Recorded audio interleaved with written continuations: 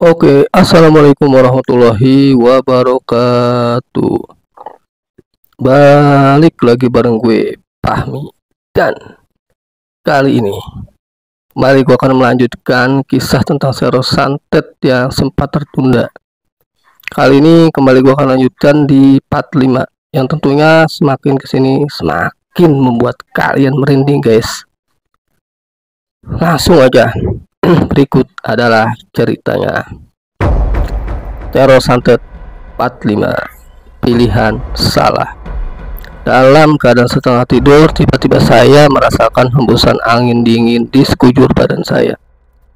Suara TV yang masih menyala terdengar jelas di telinga saya. Ini bukan mimpi karena TV-nya masih melanjutkan acara yang tadi saya tonton. Tapi badan saya tidak bisa bergerak, kaku dan dingin. Saya mencoba berteriak, tapi mulut saya sulit sekali untuk mengeluarkan suara.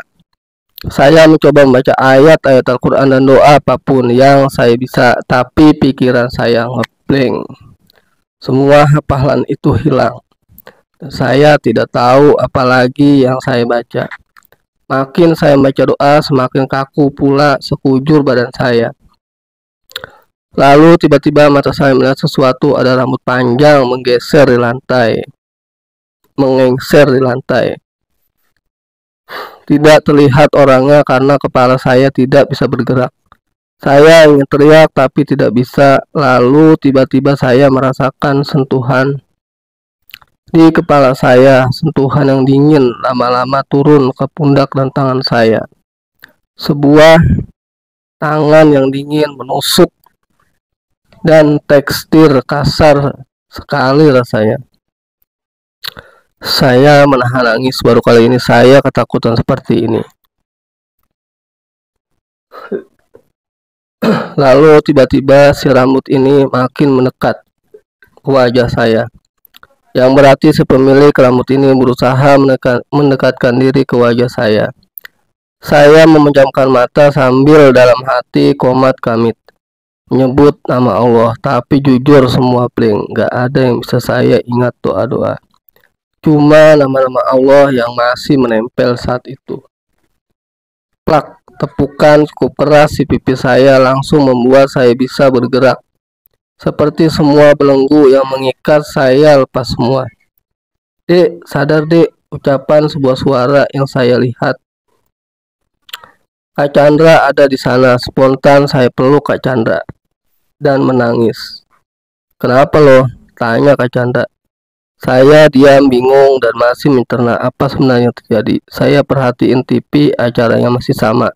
Dan adegannya lanjutan tadi waktu kejadian si rambut dating, berarti saya nggak mimpi.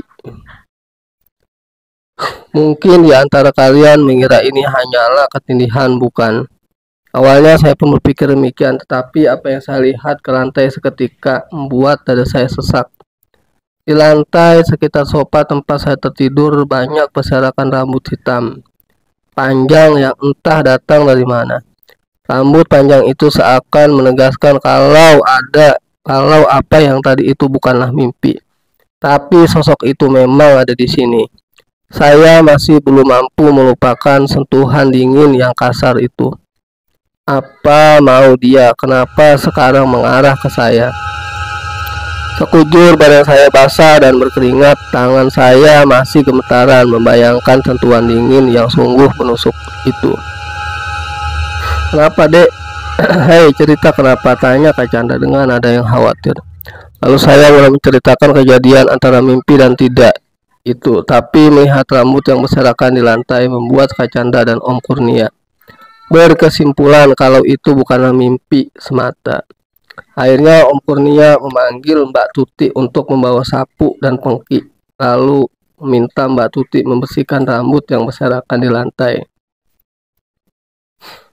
Saat Mbak Tuti membawa sapu dan pengki, Mbak Tuti nampak kaget melihat saya. Astagfirullah non Epa. Kenapa sakit non? Pucat banget. Nggak apa-apa Mbak, tolong dibersihkan aja lantainya, kata saya karena tidak membuat Mbak Tuti takut. Mbak Tuti segera melihat ke lantai dan dia nampak kaget. Dengan buru-buru dia menyapu rambut tersebut sambil komat kamit istighfar. Dek, mau tidur tempat Aina aja, tanya Kak Chandra masih dengan muka yang khawatir. Enggak Kak, di sini aja, takutnya dia ngikutin, kasihan nanti Kak Aina sama anak-anaknya. Masih pada bayi, lebih sensi, jawab saya setelah menimbang-nimbang. Akhirnya kami berempat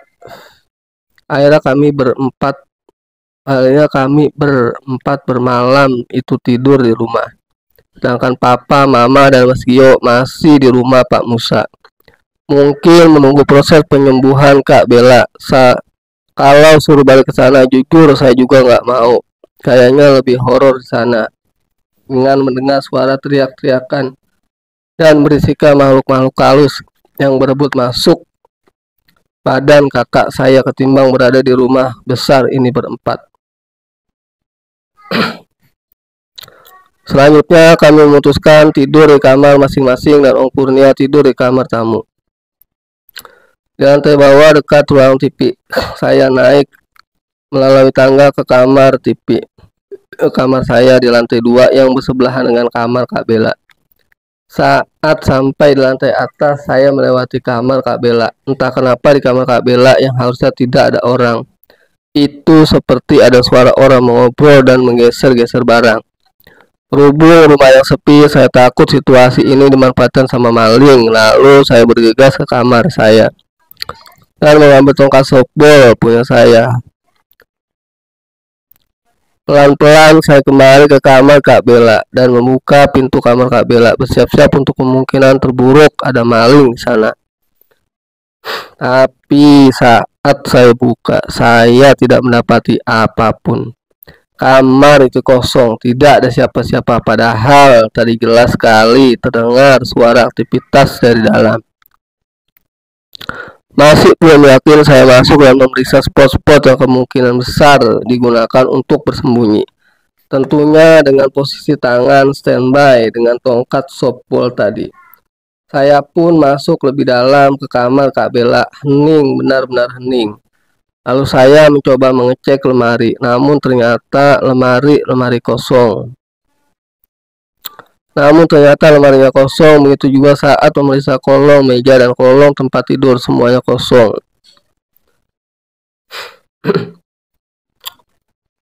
Tidak ada tanda keberadaan seseorang di sana. Akhirnya saya menyerah dan memutuskan untuk keluar. Tetapi begitu saya keluar dan menutup pintu, seketika di dalam kamar itu langsung berisik dengan suara-suara yang jumlahnya lebih dari satu. Spontan saya buka pintu lagi dan yang saya dapati kembali kamar kosong dan di saat bersamaan suara orang-orang berbincang itu hilang. Bulu kuduk saya langsung berdiri menegang.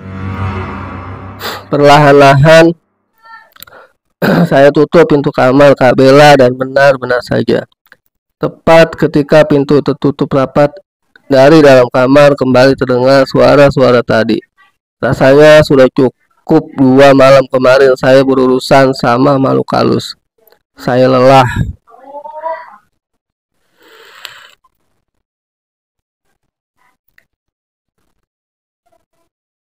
Dengan bulu kuduk masih berdiri dan keringat dingin, saya bergegas langsung pergi ke kamar saya. Saya tidak peduli lagi apa yang ada di kamar Kak Bella. Yang penting kamar saya aman dan saya bisa tidur di dalamnya, pikir saya. Namun siapa sangka, kamar yang saya harapkan menjadi lokasi aman dan menenangkan itu justru jadi lokasi teror berikutnya yang saya terima. Saya berjalan melewati lorong dan sampai di kamar. Saya langsung taruh tongkat softball pada tempatnya. Memastikan kembali pintu telah tertutup rapat dan akhirnya saya putuskan untuk mengunci pintu karena takutnya yang tadi beneran maling. Lalu saya cek jendela kamar saya yang menghadap taman belakang rumah. Saya lihat pavilion kamar Kak Chandra masih terang. Mungkin dia belum tidur saat itu. Setelah memastikan jendela terkunci rapat, saya langsung lompat ke tempat tidur. Saya coba bolak-balik badan di tempat tidur, tapi mata nggak bisa juga terpejam. Padahal badan saya lelah luar biasa. Lalu saya putuskan menyalakan radio kaset dan mengambil novel yang masih setengah jalan selesai saya baca. Berharap keduanya bisa membuat saya ketiduran. Namun hampir habis novel yang saya baca, tapi ngantuk tidak juga kunjung datang. Kaset lagu pun udah berapa lap bolak-balik memutar playlist yang sama. Saya lirik jam dan menunjukkan pukul 12 malam. Saya putuskan untuk memaksa merem karena gimana pun saya besok harus bersekolah. Saya matikan lampu baca di samping tempat tidur saya. Seketika kamar pun jadi gelap dengan sedikit cahaya temaram yang berasal dari lampu sorot di taman belakang. Dalam kondisi normal, suasana seperti itu buat saya bikin rileks dan cepat tidur. Saya paksa mata saya untuk merem dan tidur dengan posisi favorit, yaitu menghadap tembok. Namun inilah awal semuanya. Saat itu akhirnya saya sudah mulai ngantuk. Tapi nggak tahu gimana, seperti ada perintah di otak saya agar mata saya terus terbuka. Sampai tiba-tiba ceklek, gagang pintu kamar saya turun dan pintu terbuka sedikit. Saya refleks menengok ke arah pintu, gimana itu bisa kebuka. Tadi terang-terangan saya pastikan pintu sudah saya kunci, tapi nggak cukup di sana. Saya masih dalam kondisi kaget, tiba-tiba ceklek, kali ini jendela kamar saya. Angin berhembus di punggung saya dan itu berasal dari jendela yang terbuka. Iya, jendela yang tadi saya sudah tutup dan turunkan kuncinya. Angin malam masuk dan mengibar-ibarkan gorden penutup jendela kamar saya itu. Saya mulai ketakutan, ini mulai nggak masuk akal. Tadi saya benar-benar pastikan kalau jendela dan pintu sudah terkunci dengan benar. Kenapa bisa terbuka sendiri? Saya terlalu takut untuk turun dari tempat tidur. Saya bersembunyi di balik selimut dan tetap menghadap ke tembok.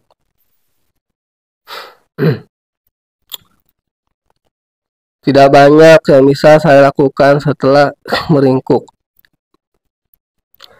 menarik selimut dan menghadap tembok yang sudut pandang tanaman saat itu hanyalah tembok ini.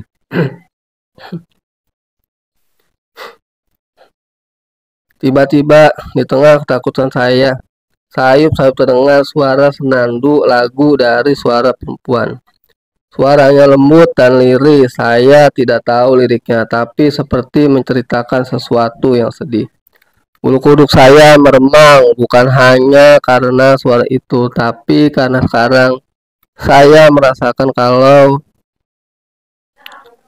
di samping punggung saya ada aura kehadiran seseorang. Seseorang itu naik ke atas kasur saya. Perlahan, dengan tangan gemetar dan ketakutan, saya mengintip di balik selimut, tapi saya tidak berani membalikkan badan. Saya coba melihat apa yang ada di belakang saya dengan memanfaatkan pantulan bayangan dari cahaya lampu taman. Dan saya tahu ada seseorang di belakang saya saat ini. Dari pantulan dinding, saya bisa melihat bayangan perempuan dengan rambut panjang duduk membelakangi saya. Bibir saya bergetar, tangan saya basah dengan keringat yang cukup dingin. Rasanya saya mau nangis karena ketakutan. Saya berusaha panjatkan doa apapun yang saya bisa, tapi kembali saya ngeblank. Saya cuma bisa nyebut Allah, Allah, Allah dengan suara yang hampir tidak keluar. Saya masih mengintip bayangan itu. Dia masih duduk di tempat yang sama, tak bergeming selama beberapa saat. Lalu tiba-tiba bayang itu berdiri dan bergerak ke arah jendela. Saya memberanikan diri untuk membalikkan badan untuk melihat bayangan siapa itu. Tapi saat saya membalikkan badan, ternyata tidak ada siapapun di kamar saya. Hanya saya sendiri dan suasana dingin yang cukup menusuk. Saya menghela napas lega sembari mengucap syukur.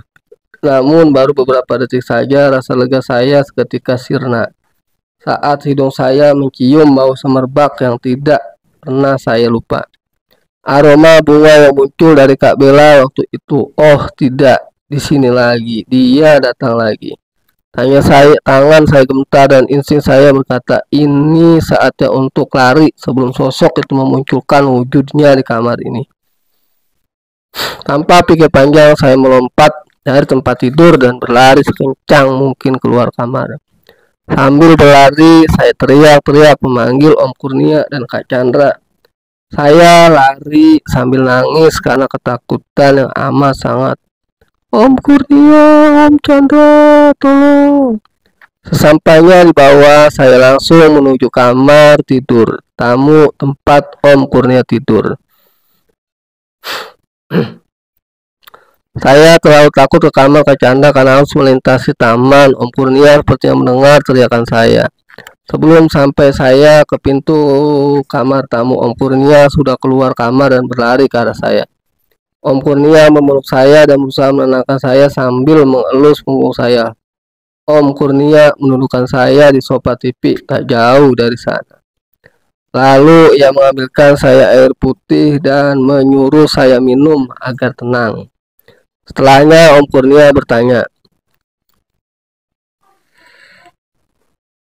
kenapa saya takut banget sejak dia gendong saya dari bayi. Baru kali ini Om Kurnia lihat saya ketakutan seperti ini karena di keluarga saya dikenal saya anak yang pemberani dan nekat. Saya menceritakan semuanya ke Om Kurnia mengenai apa yang saya alami di kamar. Mulai dari pintu dan jendela terbuka sendiri, suara senandung perempuan, bayangan perempuan ternyata tidak ada wujudnya, serta bau bunga yang sangat semerbak yang muncul secara tiba-tiba. Om Kurnia mendengar cerita saya dengan seksama lalu ia mengelus kepala saya. Ya udah kita tidur kumpul satu kamar aja, Om panggil Chandra sama Mbak Tuti dulu, kata Om Kurnia sambil berjalan ke arah pintu taman belakang ke arah kamar Kak Chandra. Saya mengawasi Om Kurnia berjalan menyusuri taman belakang menuju pavilion kamar Kak Chandra.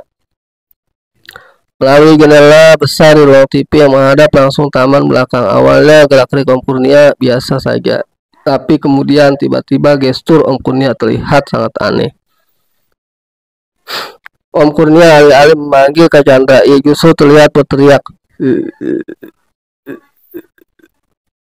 berteriak-teriak dan ingin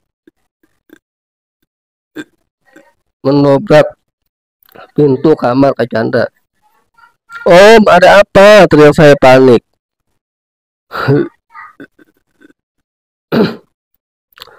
Namun kayaknya suara saya tidak terdengar.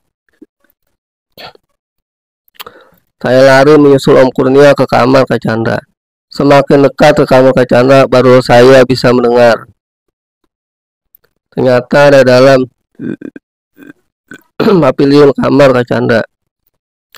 Terdengar suara teriakan yang nyeritan Kak Chandra seperti kesakitan. Om Kurnia berusaha buka pintu tapi terkunci. Nama Kak Chandra berkali-kali dipanggil namun tidak ada jawaban selain erangan dan teriakan kesakitan. Chandra, buka pintunya Chandra, paksa Om Kurnia sambil menggedor-gedor pintu. Namun kembali perintah itu hanya dibalas jeritan suara Kak Chandra dari dalam. Saya berusaha mengintip lewat jendela dan melihat apa yang terjadi di dalam, tapi ternyata jendela tertutup rapat oleh gorden kamar. Tak lama Mbak Tuti datang lagi tergopoh-gopoh, mungkin karena dia mendengar suara teriakan kami dari dalam kamarnya. Ini kenapa non? Tanya Mbak Tuti, bingung dan juga panik melihat Om Kurnia dan saya menggedor-gedor pintu kamar dan memanggil Kak Chandra. Kak Chandra, Mbak, ini Kak Chandra, teriak-teriak di dalam. Tapi pintu nggak bisa dibuka, jawab saya yang masih keadaan panik. Om Kurnia masih berusaha mendobrak pintu papilun Kak Chandra berkali-kali. Pak, maaf, jendelanya aja dipecahin pakai batu, itu pintunya tebal banget, Pak. Ntar bau Pak Kurnia yang patah, kata Mbak Tuti yang panik lihat Om Kurnia yang masih belum berhasil mendobrak pintu. Sementara itu, Kak Chandra teriakannya makin kencang dari dalam. Om Kurnia tidak menjawab usulan Mbak Tuti, tapi dia langsung ambil salah satu bangku besi di taman dan melempar bangku itu ke jendela yang posisinya paling jauh dari pintu kamar. Sepertinya Om Kurnia mempertimbangkan posisi Kak Chandra yang ada di balik pintu, takut terluka kena pecahan kaca. Seketika kaca jendela langsung pecah. Om Kurnia segera masuk ke dalam pavilion Kak Chandra lewat jendela. Jendelanya memang besar, sedikit lebih kecil dari ukuran pintu. Setelah Om Kurnia masuk, ia segera membuka pintu dari dalam dan membuka, kemudian ia membawa Kak Chandra keluar dari kamar dalam kondisi yang mengerikan. Saya terkejut melihat kondisi Kak Chandra saat itu. Saya tidak tahu apa yang terjadi di dalam, tapi saya dibopong keluar. Tapi saat dibopong keluar, baju Kak Chandra sudah sobek-sobek. Dan yang parah, di sepanjang dada, punggung, lengan, dan perut Kak Chandra ada banyak bekas sabetan atau cakaran kuku yang panjang dan berjumlah 4 jari. Oke, teman-teman, gua rasa cukup untuk part 5 ini. Next kita lanjut lagi di part 6 dan kalian harus nonton dari part 1 sampai part 7 ya. Berarti ini sisanya tinggal 2 part lagi, 6 dan 7. Gua rasa cerita ini sangat menghibur buat kalian dan buat kalian yang baru berkunjung di Baper TV. Support gua dengan cara subscribe, like, share, and comment. Kasih banyak. Gua Fahmi dari kota Depok. Salam leading, salam ghost enemy. Wassalamualaikum warahmatullahi wabarakatuh.